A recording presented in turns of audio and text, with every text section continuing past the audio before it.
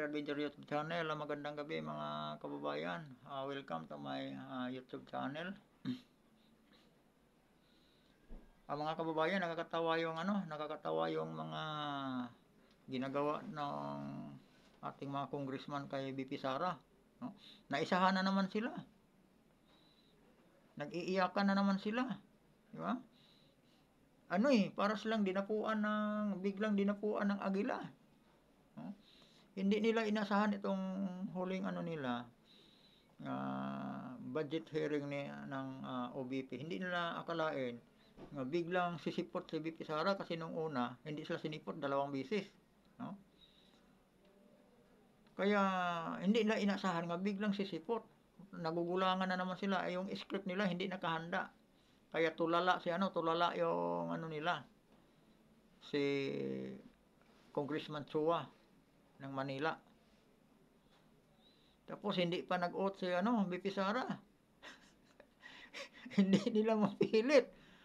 Talagang alam ni BP Sara kung anong rules ng Congress. Alam na, nagulangan sila, naisahan talaga sila eh. Kaya sa halip nga i-execute nila yung sana nila, yung binabalak lang kay BP Sara, gusto nang hiyain. Ang problema, hindi sila nakapaghanda dahil ang akala lang hindi sila sisiputin. Nabigla sila para ba yung mga mababangis na buaya diyan sa Kongreso nag-ipon-ipon. Di nila sukat akalain nga biglang bababa yung agila. Biglang dadapot, dumako sa gitna nila. Walang nakaimik, walang nakagalaw sa kanila. Diba? Nagano nga agad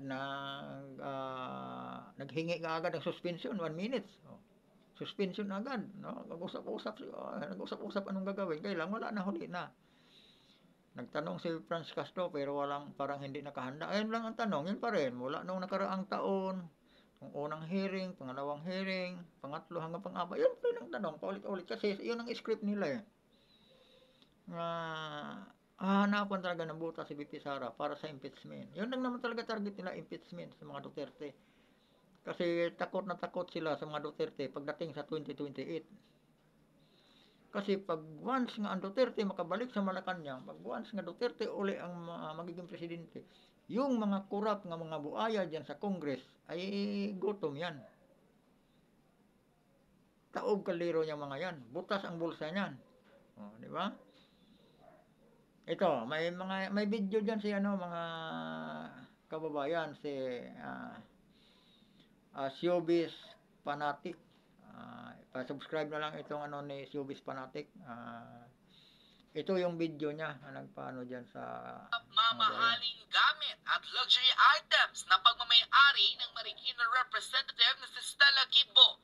Tinatimbog na rin sa netizens online ang kanyang BFF sa Kongreso na si Congresswoman Ching Bernos ng probinsya ng Abra, kung saan ito ang isa sa pinaka-kontrobersyal na mambabatas dahil siya lang naman ang huminto o nag-terminate ng budget briefing ng Office of the President na sa loob ng 15 minutes, aprobado agad ang 10.5 billion pesos fund ng Office of the President. 15 minutes, aprobado agad ang 10.5 billion sa Office of the President. Yun ang budget nila, no? Pero ang Office of the Vice President, ilang araw nang pinag-uusapan ang budget nga hinihiling ng Office of the Vice President, ang kanilang budget proposal nga 2.2 billion. Talagang binubusisi. Ilang araw nang pinagtalunan. Pero ang presidente, hindi nila tinatanong, di ba napaka-unfair, napaka-bias naman. Ang Vice President, marami siyang ginagastusan. Maraming lumalapit sa kanya, humihingi ng tulong. Kasi mga Duterte, madaling lapitan, madaling hingian ng tulong. Ang DSWD, pag manghingi ka doon ng tulong, nako, pabalik-balikin ka pa. Ang dami pang hihingiin sa yung papel. Mga ID pa. Pero sa Vice President, wala nang ID.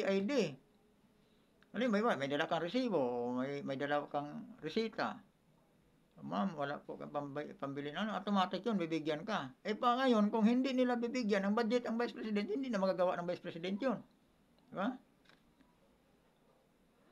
Isa din yun, tinatarget nila kasi ang Vice President, ang nangunguna talaga sa mga ahensya, departamento ng gobyerno, ang Vice President, ang number one, ang dami accomplishment na ginawa. Ang Vice President, ang talagang, ano, yung talagang, siya talaga ang nagsiservisyo, nagdi-deliver ng serbisyo sa mga mamayang Pilipino. Ang presidente nasaan? Andoon sa concert sa Malacanang. No? Andoon nanood ng duran-duran. O, di ba?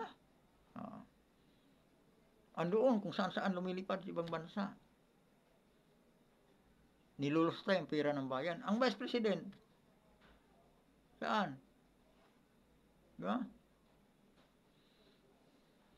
Kaya, itong ginagawa ng mga kababayan, itong si Congressman Bernos ba to? Nagsisip-sip to, mayroong ano din to, mayroon ditong anomalya, kaya ganon. O, Bernos nga mga kababayan. Ng Office of the President. Sa nasabing revelation ng ilang mga political analyst, tila timbog si Congresswoman Ching Bernos dahil nasiwalat na sa publiko na tulad din pala ni Congresswoman Stella Kimpo, nakakalula ang koleksyon ng kanyang mga luxury items tulad ng mga diamante, relo at bag na nagkakahalaga ng 156 million pesos. Ang tanong ng taong bayan, saan 156 million mga kababayan. Relos at saka bag lang yun. No? Relos at saka bag lang yun. 156 million. Samantalang ang mamamayang Pilipino halos hindi na makakain sa sobrang mahal ng bilihin. Halos hindi na makakain dahil sa hirap ng buhay. No? Tapos ang ating mga mambabatas, ang ating mga government official, itong mga buaya na to, nagkamal ng piras taong bayan. Diba? Itatanong ko sa inyo mga kababayan, ibubuto nyo pa ba uli ang mga ito? Gusto nyo bang manatili pa sa pwesto itong mga taong ito? Diba? Dapat, pagdating na eleksyon mga kababayan, wag na to. Palitan na natin itong mga ito. Marami to sila. Although yung iba dyan hindi kumikibo, pero itong 40 city, bawat committee, kasi ilan yung congressman natin mga kababayan, nasa 200 mahigit. Bawat committee may 40 city, apat na ano po sila mga kababayan. Eh? Apat na ano yata to.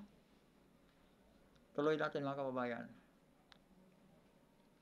ang tanong ng taong bayan, saan galing ang yaman ni Congresswoman o nilustay na rin ba daw nito ang pondo ng taong bayan? Panoorin ang full video. Kung magnanakaw si Teacher Stella, meet nyo yung pinakamagnanakaw sa Congress, si Ching Bernos, ang nag-iisang congresswoman sa Abra. Kilala si Ching Bernos sa kanyang mga OOTD na sobrang nakakalula ang presyo. Bukod sa kanyang bag na koleksyon na may halagang 24 na milyong piso at 19 na Bag lang yun mga kababayan, bag lang to, mga kagalang-galang na mambabatas. Paliwanag nyo rin sa taong bayan, paliwanag nyo rin sa amin. Saan kumuha itong congresswoman na to, di ba? Ng milyon-milyong, bag pa nga lang yun bag pa lang yun.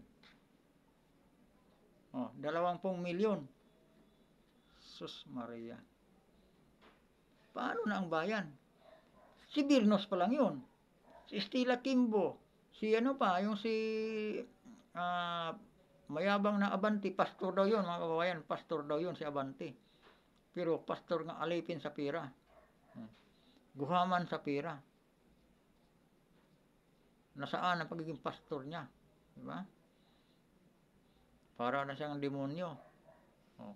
Di siya nakatiis mga kababayan sa inaatake na siya sa mga taong galit na mga taong bayan dahil sa natuklasan. Natuklasan itong nila dahil sa katitira nila ni BP Sara. Nung magsalita si BP Sara laban sa kanila, yun. Bullseye sila. Naglalabasan baho nila. Nung sinabi ni BP Sara nga ang may hawak lang sa budget ng Pilipinas, 2 tao lang. Si Congressman Saldico at saka si Congressman Martin Romualdez. Nung lumabas yung ano na yan, mga babae, iba yung sagot ni Saldico eh. Ha? Sabi lang niya, nung nagsalita siya, napanood ko sa social media, sabi niya, Tatak Duterte na daw yung peking war on drugs, peking good governance. Marami siyang sinasabi, puro peke. Sinasabi niya. Hindi siya sumagot ng maayos doon sa pinasiwalat ni BP Sara. Yun ngayon, nagkalat ngayon sa buong sambayanan, itong baho nila na buklat dahil sa ginagawa nila kay BP Sara. Ng bilyong piso. Meron din siyang mga 10 karat na diamonds na 27 milyong piso at 10 milyong piso. Bukod pa dito, ang kanyang mga relo kagaya ng Richard Mille, Patek at Rolex na milyon-milyon ang halaga. Aabot sa higit 200 milyong piso ang kanyang koleksyon ng alahas at bag. Tunay nga na 200 million piso ang koleksyon na sa alahas at sa bag. Diyos ko naman, day. Isang congressman pa lang to, ha? Yung kay Kimbo, iba yun. Huwag mong sabihin, yung ibang congressman yan, wala yun. Lalong-lalo na yun, si Saldico, at saka si Martin Romualdez. Diba? Si nagpatay na ng nag-lock na ng profile sa Facebook page niya. Pinuputakti na siya ng ng mga tao. Si Abante. Yung iba pa, Dan Fernandez. Congressman, yung isang NPA nga naging congressman. Si apelyido nito.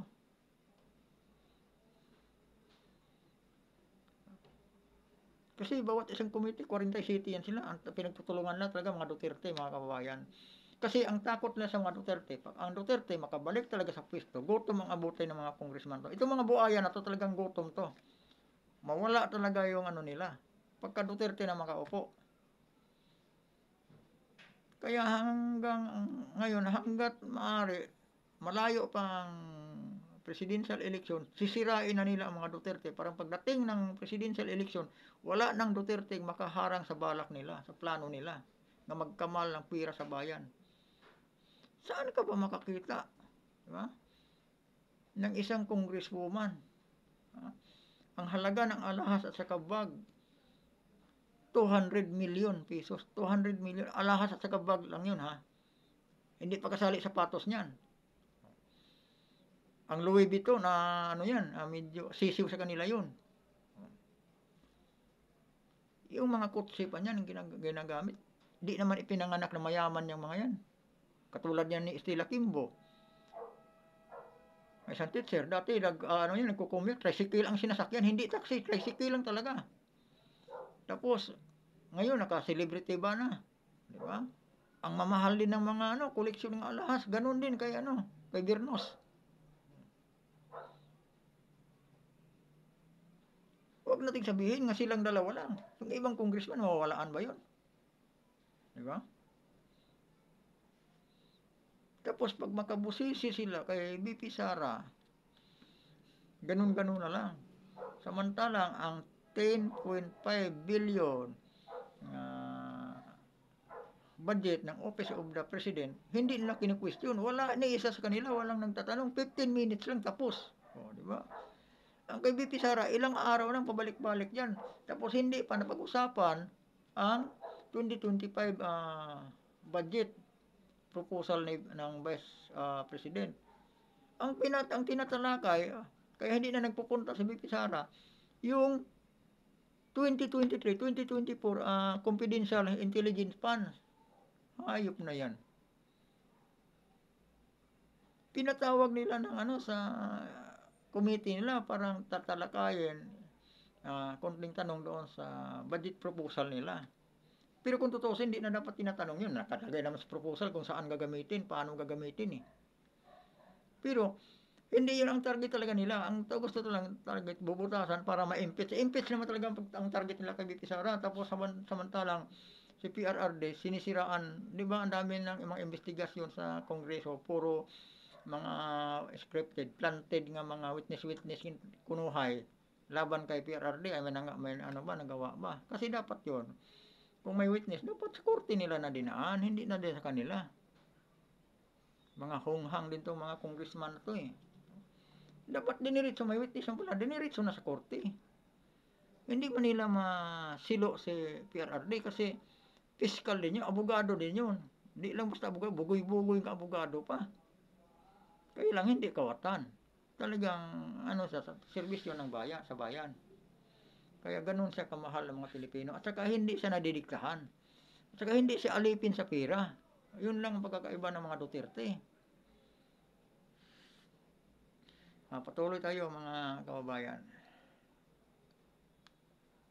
Koleksyon ng alahas at bag. Tunay nga na isa siyang magnanakaw at buwaya sa loob ng Kongreso. Sa mga hearing sa Kongreso, maririnig nyo lamang ito mag-opening speech. Bukod doon, wala na, tapos na agad yung kanyang trabaho at sisimulan na Kasi yun ang script niya mga kababayan. Yun ang talaga ang role niya dyan. Sige, uunahan mo lang, sisirain mo lang natin. Basta bawat isa sa kanila mga kababayan dyan sa ano na yan, committee na yan. Ang target lang naman, may mga script silang sinusunod. Titirahin lang si VP Sara. Di ba maliwanag nga siya talaga isang magnanakaw sa Kongreso. Iyon nga yan sila mga kababayan ang sinasabi ko. Ang dati, ang Kuratong Baliling, yun silang mga notorious, mga bank robbery. Pero na-wanted yun sila. Pero ito ngayong notorious nga mga government robbery, legal nagmamagaling pa. Ito sila ang mga robbery sa bank robbery, ang tawag ay Kuratong Baliling. Yun ang grupo nila, Kuratong Baliling. Ang dito sa ating gobyerno, sa Kongreso, ito sila ay mga Kuratong Grisman, no? Kuratong Grisman, no? Kawatan sa kaba ng bayan. Ito sila mga kababayan ang tulisan sa gobyerno. Tinutulis sila ang kaba ng bayan. Ito mga congressman na ito, biro mo, alahas lang, koleksyon lang ng alahas at kabag, 200 million. Diba? Anong tawag nito? Tulisan sa gobyerno. Si Stella Kimbo, ganun din, tulisan sa gobyerno.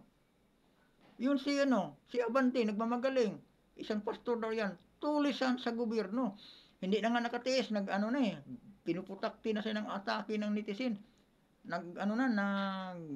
Nag-lock na ng profile niya. Kasi dinidisplay niya ang mamahaling mga sasakyan.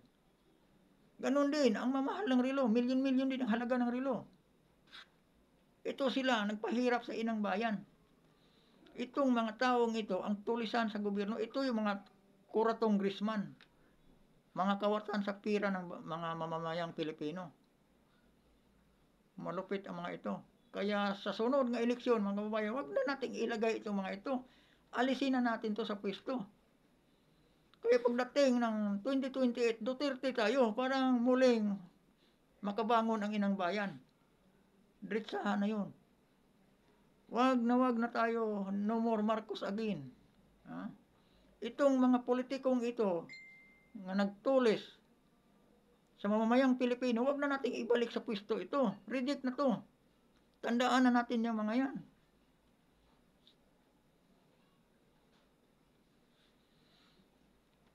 At maraming salamat sa inyo mga kababayan. Medyo nailabas ko na yung medyo pagngingit-ngit ng kalooban ko mga kababayan.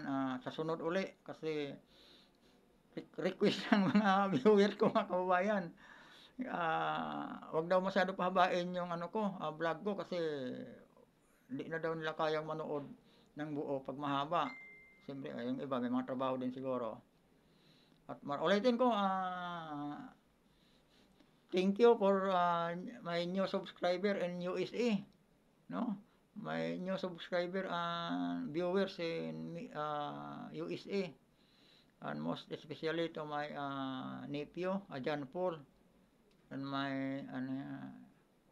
his mother, my sister Esther, and my brother-in-law, Sib. Thank you for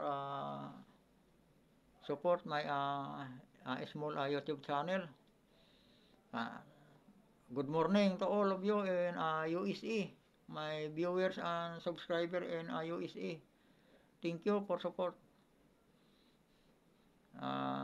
Sorry for my limited English. My English is very limited. Pasensya na kayo at maraming salamat sa suporta. Magandang gabi mga kababayan at sana samahan niyo uli ako sa aking vlog dito sa aking munting YouTube channel. Magandang gabi at maraming salamat.